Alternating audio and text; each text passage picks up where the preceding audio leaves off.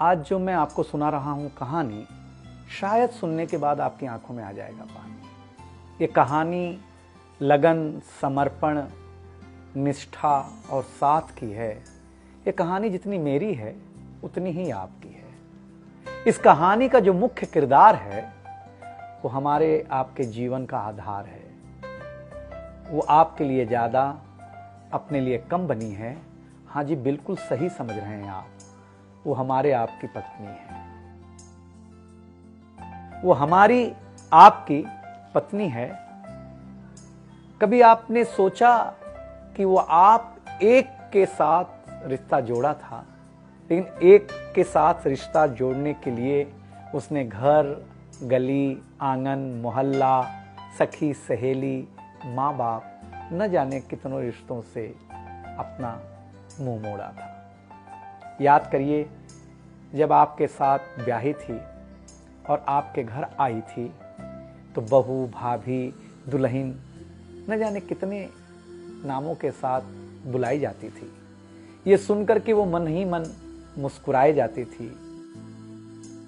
घर के सारे लोग उसी के भरोसे रहते थे। शायद इसीलिए अंग्रेजी में हम उसे हाउसवाइफ कहते थे। कुछ ही दिनों तक उसने दुल्हन होने का आनंद जिया। फिर झाड़ू, पोछा, बर्तन, चूल्हा, चौका, इन सब ने उसको जकड़ लिया। रोज हमारे लिए नाश्ते से लेकर खाने तक कुछ खास रखना, हमारी लंबी उम्र के लिए न जाने कितने उपवास रखना। कुछ महीनों बाद किलकारी गूंजी तो सारे ख्वाब सजे।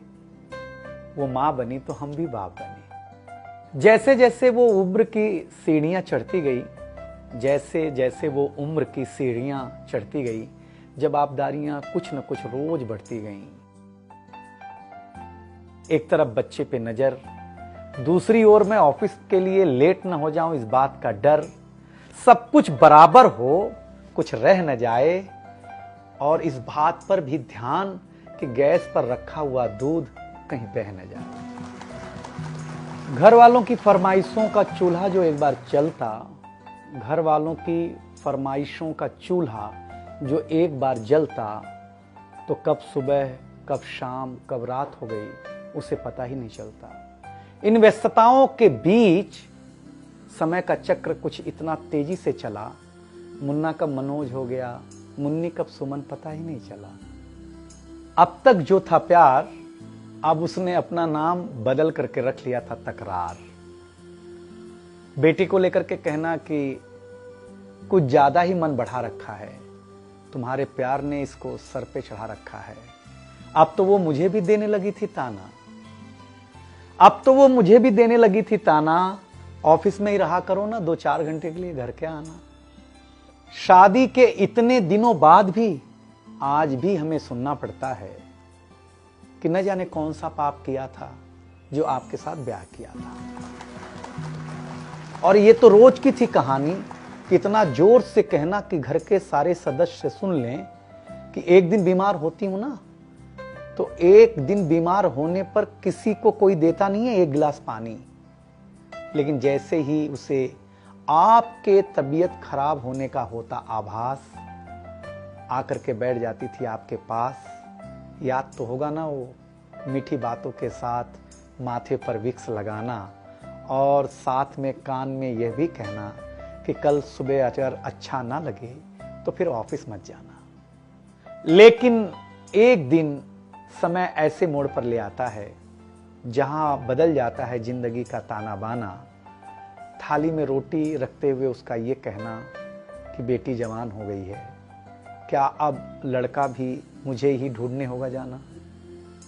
शादी तय हो जाने के बाद 1-1 रुपया जोड़ना, पैसे कम पड़ने पर खुद का कंगन तोड़ना, सब कुछ हो जाएगा मुझे ढाढ़स बढ़ाना, सब कुछ हो जाएगा मुझे ढाढ़स बढ़ाना।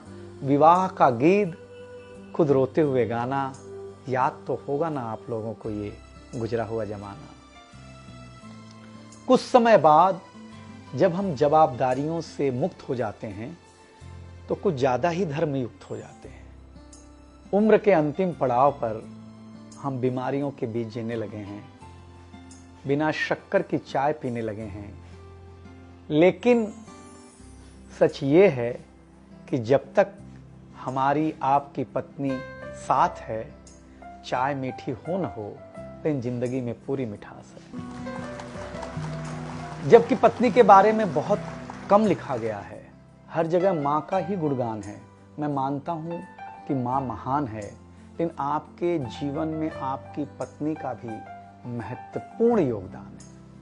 तो आपसे निवेदन इतना सा है कि आप अगर घर पर हों या घर पर जाएं, तो अपनी पत्नी का हाथ हाथ में रख करके संतोषानंद जी का लिखा हुआ एक गीत गाएं कि तू धार है नदिया की, मैं तेरा किनारा हूं, तू मेरा सहारा है, मैं तेरा सहारा हूं।